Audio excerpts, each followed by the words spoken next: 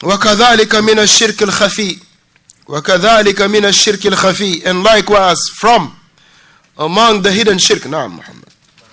Ahsanallahu alayk. So how about the fundraising part in the masjid? You can get 1,000 or 500. This is a riyah or it's not riyah? Alhamdulillah, for that, it has to be based on the intention of the people. Meaning the intention of the person doing it. Because if you all remember, when this destitute came in the Messenger sallallahu alaihi wasallam masjid, and they were in need of help, and the Prophet sallallahu alaihi wasallam asked to Bilal to alhamdulillah collect from that which the people can aid him. And they were only little bit was given, because that's what the people had in hand. And one of the companions, he got up and went to his house and brought a whole lot. Upon seeing him, many from the companion got up, went to their homes and came back with, alhamdulillah, a great amount of wealth to aid him. And the messenger was happy, very happy, to the point he said, Man sanna fil Islam. Now this is a statement that, alhamdulillah, the people of innovation, they use. But number one, as we mentioned the other day, you have to have the knowledge of, in one context it has been said. After knowing that this is authentic or not. If it is authentic, can it be used of what you're saying? When you say, whoever man sanna fil Islam sunnatan hasana, falahu ajrun, and he will have the reward of it, wa ajru man amila bi, and the reward of the one that will do it. So this is not to say that there is a sunnah hasana, or sunnah bid'ah, or sunnah sayyi'ah, or sunnah wajib, or sunnah makruh, or ma'dhira bid'ah. Right? This is not to say that there is a good sunnah and a bad sunnah. Bid'ah, jazakallah khair. It's not to say that there is a good bid'ah or good sunnah, or a bad bid'ah. Here, the action of giving was already there, established in the Quran, in the Sunnah, and right there in the congregation of the Messenger alayhi salatu wasallam, people was giving. So this was not new. That was not new, the act of giving. But the person got up, went and brought, alhamdulillah, something in it from his house. And others seeing him doing it, alhamdulillah, they follow his footsteps and aided their brother. So in that sense, it all boils down to what is in the heart of the individual. Mathalan, you know that, alhamdulillah, I got $20, mathalan, right? And I know Abu Ibrahim, he got $30. And I know Sulaiman can afford to give $40. I publicly say, I got $20 on this. Now let's say, think about if he knows my situation. He knows my situation, right? He will say, if truly the brother, and I know his situation is giving $20, I know he needs this $20. Then how about me that have $30 that technically I don't need? But if the intention is to brag about it, then barakallah fikum, this is riyah. And the person can give $10,000 for nothing. And comes also another issue with it, that barakallah fikum, what message are we sending to the youth in receiving that money from this individual? What message are we giving the youth or the mujtama in taking this money from this individual that everybody know about his funny transaction that he do? Now, what message are we sending? Are we going to say this guy, everybody know he's a dope dealer? That's all he do. Ain't nobody know of a 9 to 5 he got. Now he give $10,000, everybody get up and start making takbir in the masjid. What message are we sending? What type of message are we sending? What type of message are we sending? If the Imam will get up, Allahu Akbar, Takbir, our brother, this, and start praising him. Or this guy, he's a credit card, fraudulent guy. That's all he does. Everybody, he's not hiding it.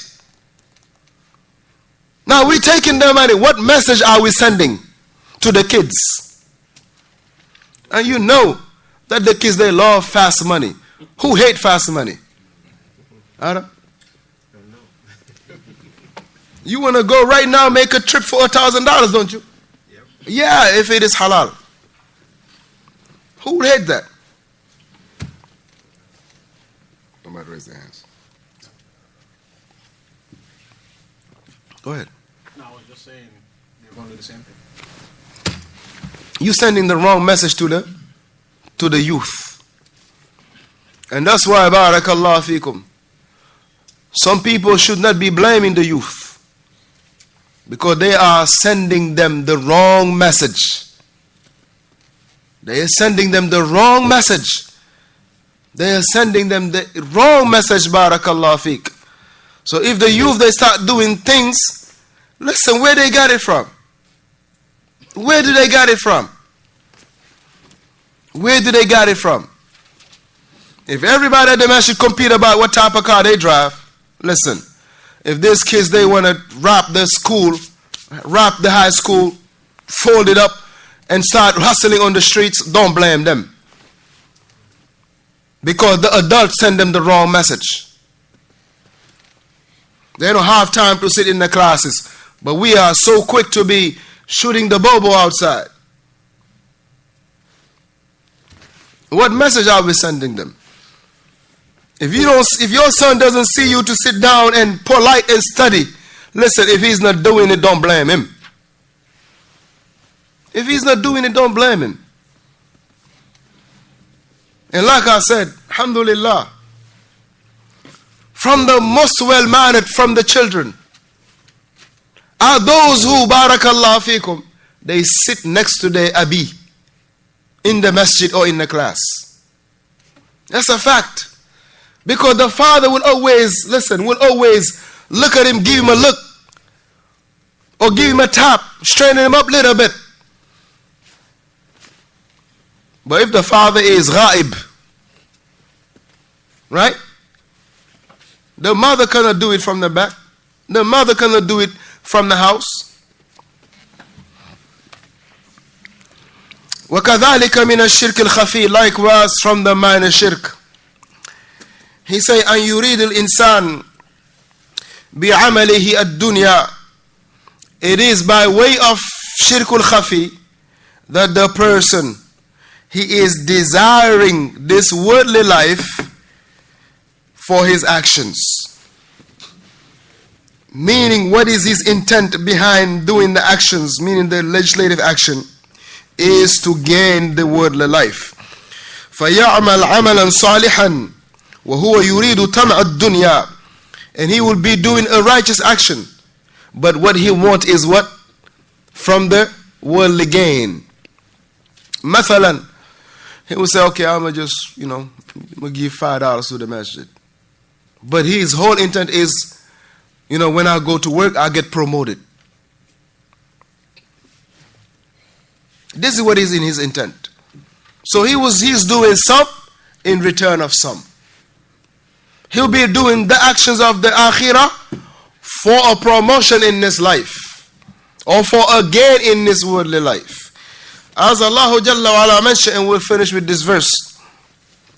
Man kana yuridu al-hayat ad-dunya, and whomsoever desire this present life, wa zinataha, and its adornment, nuwaffi ilayhim a'maluhum fiha wa hum fiha la yubkhasun.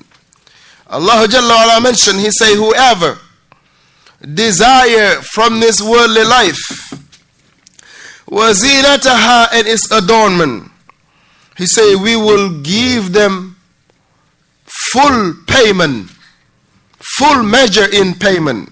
Nuwaffi ilayhim a'maluhum, that we will pay them in full, meaning we will pay them in full wages. وَهُمْ فِيهَا لَا يُبْخَسُونَ, and they will not have no diminution, meaning they will not be shortened.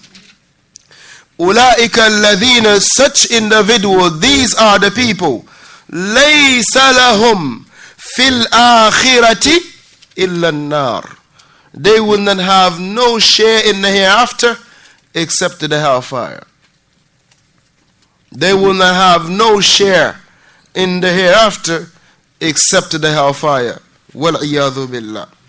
So whomsoever desire this worldly life, Allah Jalla ala, He say, whomsoever desire this worldly life, وَزِينَتَهَا, and its adornment, its beauty and its luxury. He say, نُوَفِّ إِلَيْهِمْ, نُوَفِّ إِلَيْهِمْ, we will pay them full wages in regard to their actions that they have done. وَهُمْ فِيهَا, and they will not be yubkhasun, they will not be wronged or diminished or shortened. In other words, whatever they have deserve, they will get it in this life. They will not be shortened. أُولَٰئِكَ الَّذِينَ لَيْسَ لَهُمْ فِي الْآخِرَةِ إِلَّا النَّارِ, these people will not have nothing in the hellfire, in the hereafter, except the hellfire. وَالْعِيَاذُ بِاللَّهِ. We suffice ourselves and let our brother, may Allah subhanahu wa ta'ala reward him tremendously for the Arabic class. If I made any mistake, please rectify me. May Allah subhanahu wa ta'ala rectify you and rectify all of us. And may Allah Jalla ala safeguard us from ar-riyah and as-sum'ah. Ameen. Ahsan Allah ilayk. Based on the last statement, as far as the actions to be done for worldly gain, this dua is part of action. Right. Can you explain that? You can make dua. Naam, he say, how about dua? How about dua?